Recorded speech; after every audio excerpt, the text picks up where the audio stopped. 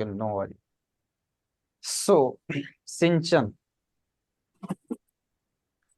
tell me something that you have not mentioned in your detailed application form.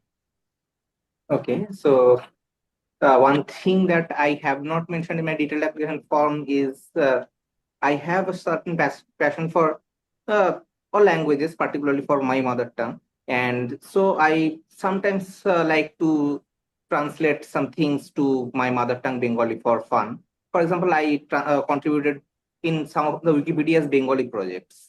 I tried to translate some technical articles from English to Bengali. Okay. And this you have not mentioned. No, I have not. Okay. Can you tell me some of the controversies related to the National Statistical System of India? About the controversies, I have not any particular pinpointed answer as of now, but sometimes it is being questioned regarding saying that not all the statistics are being generated and published so as transparently as it should be. So these kind of allegations sometimes arise in different types of censuses or other statistic publications. Okay, you may have listened about that when NSSO and CSO like NSSO becomes the part of the CSO, then the independence of the NSSO will be uh, like compromised. So these things are there. So these are the controversies. I will suggest you to go through it through the newspapers or through the different blogs. Okay, so what is the importance of confidentiality in data collection? Okay, so while collecting data collection, whether for official statistics or otherwise, confidentiality is one of the key points to remember, because without confidentiality, the respondents or the sources from where we are collecting the data might not provide us with the exact data if essentially if it is sensitive or let's say involves personal information that might be containing identifiable features, for example people's other number or something similar, bank account details, etc. Okay. And what is the role of bootstrapping in a statistical inference? Okay, What so bootstrapping? by bootstrapping we mean if we have a finite sample about some variables, then we try to resample from that particular sample using that as population. So we essentially draw more samples but using that particular sample as the population, and from there we can generate different independent samples from there, and then based on those samples we can make different statistics and inference based on that. Okay. And what is socio-economic and caste census? Come again, please, sir. Socio-economic, SECC, socio-economic and caste census. Okay, so I don't actually know this pretty well, so I'd like to skip this question. Do you know about general crop estimation survey? No, sir, I haven't. I can't. Okay, could you please tell me the history of the MOSPI?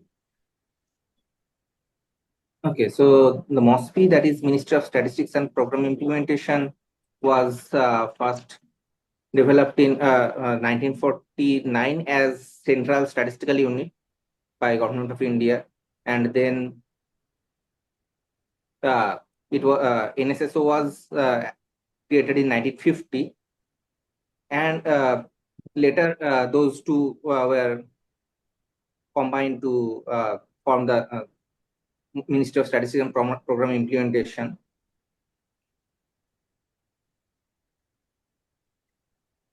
So till now, if I will ask you, which round of NFHS has been done till now? If I recall correctly, the 79th round of NFHS has been completed in 2023. Okay, and now ma'am will ask you some of the questions. Snigdha, you are from ISI. Yes, ma'am. I am from ISI, Kolkata. ISI people generally go for research, isn't it? And the corporate sector also, you have a lot of demand. Yes, ma'am. So what is the thing that attracted you for the government of India?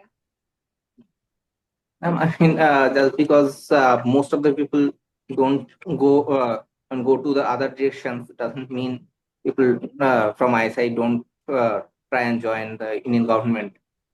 They I mean, I like them. I like to apply my statistical knowledge and other skills to the betterment of Indian statistical system. Okay. You are aware of IIP? Ma'am, did you mean IIT Indian Institute of Technology? IIP. Index. Index of Industrial Production. Can you visualize any limitations of that IIP? Current IIP? Sorry, I cannot really mention any limitations of the IIP. What are the components for an index number? Major components.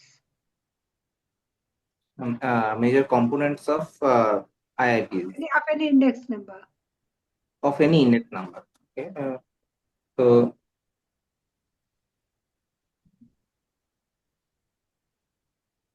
to calculate an index number, we those can be of price index number or quantity index number. So for compiling that, we need to have a basket of some goods and then calculate their weighted prices in the base year and the current year, and then take their total. So what is the base year for the current IIP? Ma'am, for the current IIP, the base year, I'm not quite sure, but it is 19.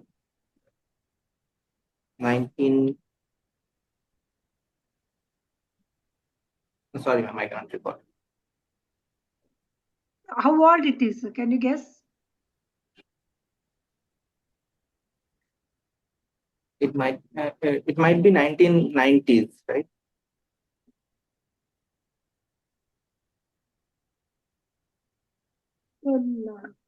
Non-response, how do you treat non-response? Suppose there are a lot of missing values. There's no response.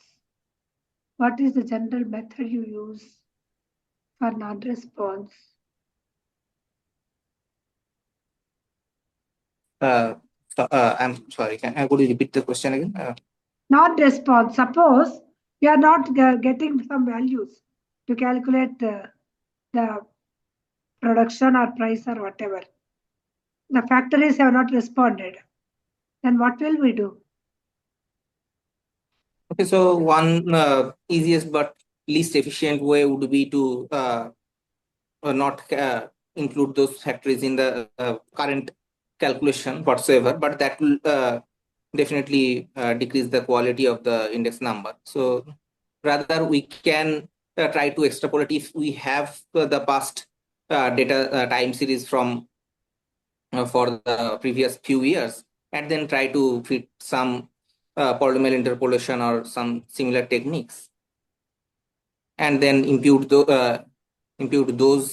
to the current data and calculate the. And how the seasonal items are adjusted? Suppose in a fruits list, suppose mango is there. Should we take mango or standard throughout the year? Only one fruit should be taken. Should we change the seasonal fruits or not necessary? So if the both time periods will involve the same season, then we need not worry about the seasonality. But if, for example, we calculate the index numbers between two different seasons like summer and winter, then of course we have to calculate the seasonal component from the time series data and then subtract the seasonality effect.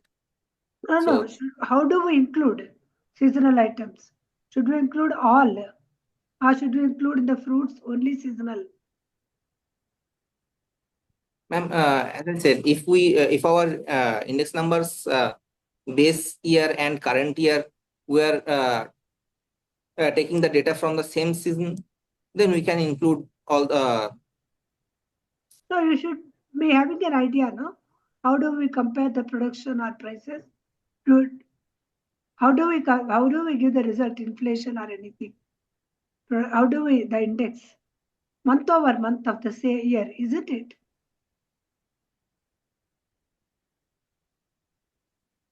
The price of this month last year to the price of this month current year.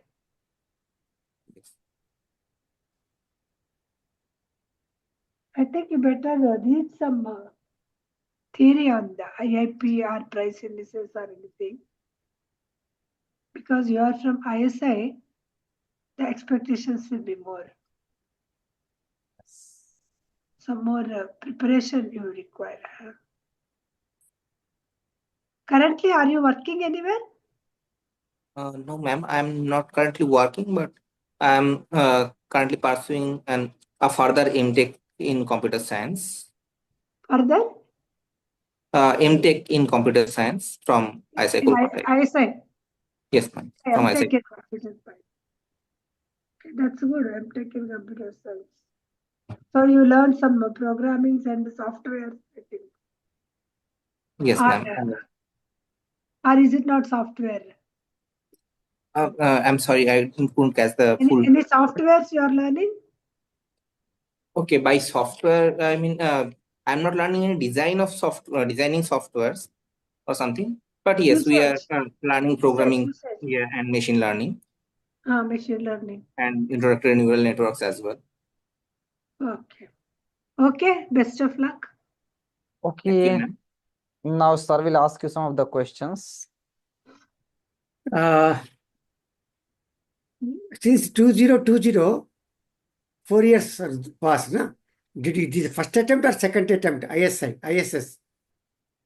Sir, my first attempt at ISS examination was, I filled up the forms in 2018 and 2020, but I didn't attempt them. My first attempt was at 2023.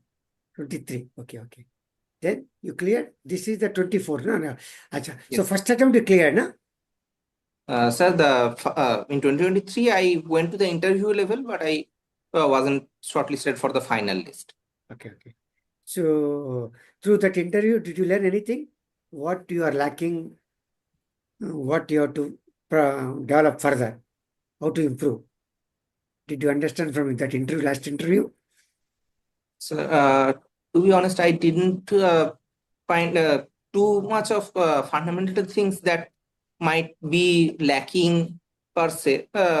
Although maybe some of the subject matters that weren't specifically my inclination earlier, like sample survey or econometrics, those I did not cover as much because my specializations were in theoretical statistics. So those worked a bit against me. So I know I did prepare more for those two subjects, and I'm doing that. So inference, you are comfortable? Inference. For statistical inference, you mean? Right. Sir? Yes, sir. I'm comfortable with statistical inference. What is the difference between a joint PDF and likelihood function? So joint PDF and likelihood function usage, sir. Okay, so if we consider some data from a particular parametric distribution, parametric family of distribution, say P theta. So if that family has a density function with respect to Lebesgue measure or something else, then let's say that is F subscript theta. Then we can say that F subscript theta of x1, x2 up to xn, that would be the joint PDF. That is, so joint PDF is actually a function parameterized by theta, but that is a function of the data points. That is a function of x1 up to xn.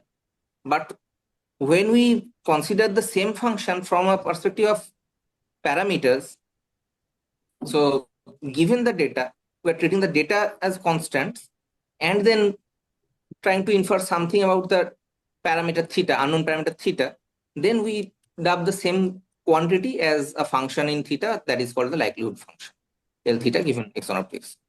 So what are different methods of estimation with the parameters? Okay, sir. So some of the different methods for estimation of parameters would be maximum likelihood estimation, method of moments estimation, and these two obviously are very popular in getting efficient estimators. And also we try to get large sample if we have large samples, then we can have large sample estimators as well. So estimates of method of moments are always efficient. Sir, sorry, which one did you mean? Moments estimates. Method of moments, whatever estimates you are getting, do you mean to say they are efficient? So, sir, for maximum likelihood estimation, usually under some regularity condition of the likelihood functions, for example, it being smoothness enough and some other conditions, then we can say that the MLEs for the theta would be asymptotically normal and consistent, root and consistent, in fact, and so on. So MLEs usually, in most cases, behave well. What is MVBE and MVUE? What is the difference between these two? So, is it MVUE and MVBE. Bound. MV? Okay, Minimum is bound MVB. estimator, minimum is unbiased Okay. estimator. All right, sir, I got you. So the minimum variance bound estimator is some estimator which actually attains the Kramarov lower bound for the among all the unbiased estimators of function of the unknown parameter theta. Let's say g theta. So if we consider all the unbiased estimators of that parameter, if some of them actually attains the bound of given by the Kramarov lower bound of variances, then we call that one the MVB estimator.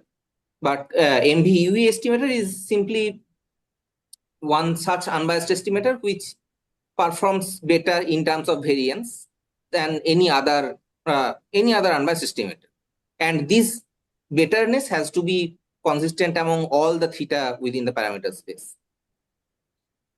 So you mean to say MVP estimator is unique? So I'd like to reason this in a roundabout way. So we know that if an estimator attains the MVB, then it has to be UMVUE or MVUE, and we can prove that UMVUE is unique. So if some estimator attains the MVB, then it is also unique, because So that would be the MVUE. are they equal? MVUE and MVUE estimators are equal always? So if they both exist, they are equal, because if MVB exists, then it has to be MVUE, but not the other way, because sometimes MVB estimates might not exist. But even then, MVUE can exist. Give an example of situation where MVP estimate doesn't exist. So many are there. Yes. So let's consider normal IIT normal family of unknown mu and unknown sigma square, and we have IIT data x1 up to xn from it. So if we look at the estimators x bar and SS square, the sample mean and sample variance. So sample mean is of course the MVB and MVUE for mu both. Now the sample variance would be the MVUE for sigma square in this particular setup where mu and sigma are both unknown. But in this case, SS square does not attain the Kramarov lower bound, so it is not MVB. How do you find efficiency of an estimator? So, pardon, are we talking about the efficiency of one particular estimator or the some unbiased estimator? Unbiased estimator. Corresponding to another? So, okay. And efficiency is always compared with unbiased estimator with best estimator. Yes, sir. So if there is a best estimator like UMVUV, then we can, usually efficiency is calculated between two different estimators. Let's say unbiased. So the efficiency of T1 with respect to T2 would be the inverse ratio of variance of T1 by variance of T2, that inverse.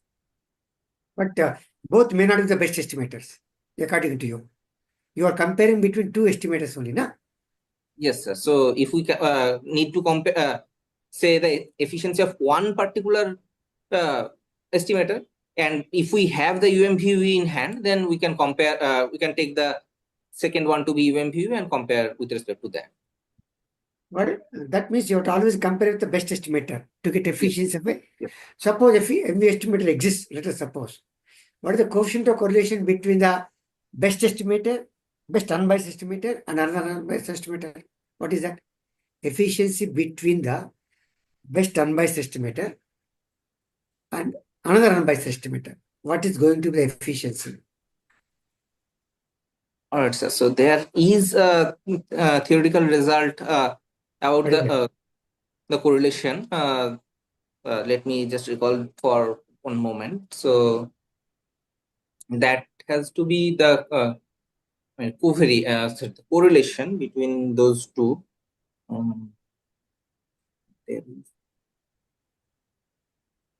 It will be equal to another quantity. That much I can recall, but right now I can't recall exactly which quantity that is.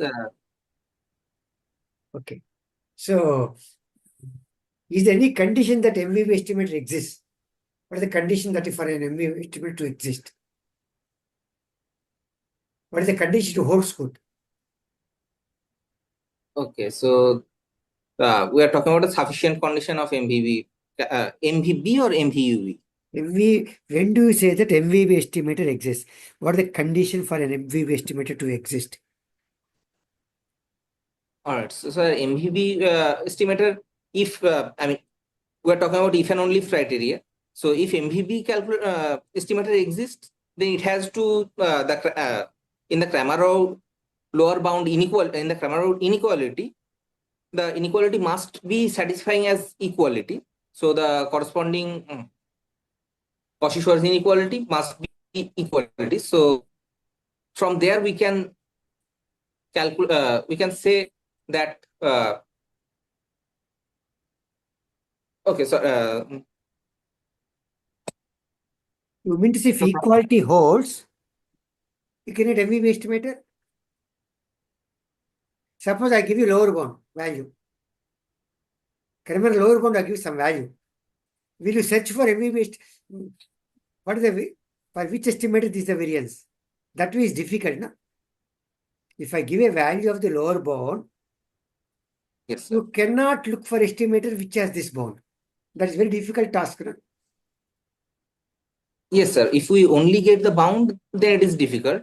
Mm. But if we have the parametric family, then we can try and find the estimator from there. And regarding that, as we are saying, in the derivation of the Kramarov lower bound, we are using Cauchy-Schwarz inequality. So that will only be satisfied, or bound will only be attained if that inequality is equality. So one of the terms is an affine linear function of the other, and from there we can say that in that case our parametric family must have been an exponential family with one parameter, and corresponding to that, the unbiased estimator has to be there in the density as well.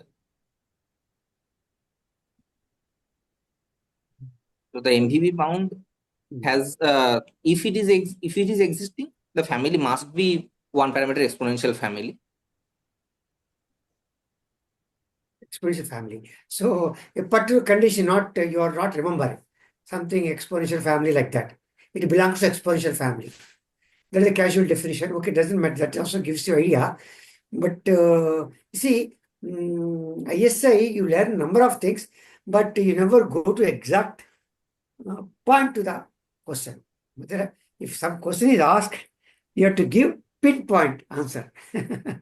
So your way of expression gives you, ultimately you are giving answer, you search out of this whatever I'm telling. That way, your answer should be question to the answer. That way, I think you may please the authorities. It should belong to exponential family, this and that. That way helps you, but not exact answer to the question what I asked. No doubt, your definition, your answer contains that answer. You understand what I mean to say? So, would you please repeat again the last No. part? Answer to the point. This type of thing. Answer to the point. That way is not clear to you. Not coming from you. I don't know. Maybe I am not understanding. Doesn't matter. So see, and how do you get efficient estimator if the regularity can not satisfied or satisfied? Is there any general method to get best estimator? So you ask how to get a best estimator in terms of Estimator, suppose regularity can not satisfied. okay. So if the bound is not actually attained, Not right? yet. Suppose rectangular distribution, I want the best estimator. How do you get? Yes, sir. So in that case, we may apply some other theorems, for example, Lehman-Scheffer theorem. And first we have to look at complete sufficient statistics if there is any, and then take any unbiased estimator and then take the conditional expectation given that complete sufficient statistic. So using Lehman-Scheffer theorem, we can say that that conditional expectation would be the UM. But I think more Lehman-Scheffer theorem is good, but I think Rao-Blackwell theorem word is powerful, no? Yes, sir. Lehman-Scheffer theorem is a direct corollary of Lau-Blackwell theorem. Right. But Rao-Blackwell theorem is more appealing. Yes. So that way I'm telling you what I mean to say. Okay, all the best. Good. Thank you. Okay, Sincham. So we will provide you the feedback on this session and it will be informed by the tomorrow. So that's it. It was good talking to you. Thank you, sir. Okay. Sir, I have one more question. So after this one, you said that we might have some one-to-one interview sessions with you as well, like interview, not with the maybe other faculty, but with you. So That we will discuss. I know. We will discuss. All right. Session. Okay.